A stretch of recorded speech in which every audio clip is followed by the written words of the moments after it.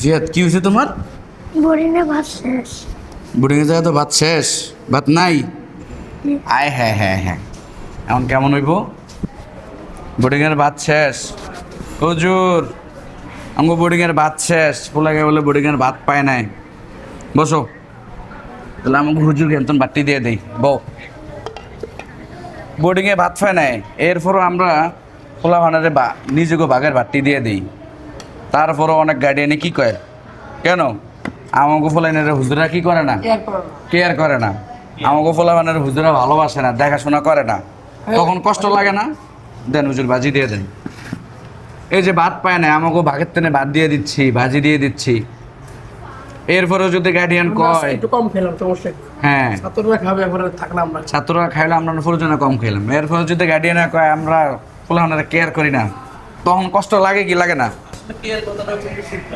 Care কথাটা শুনলে সত্যি খুব কষ্ট লাগে।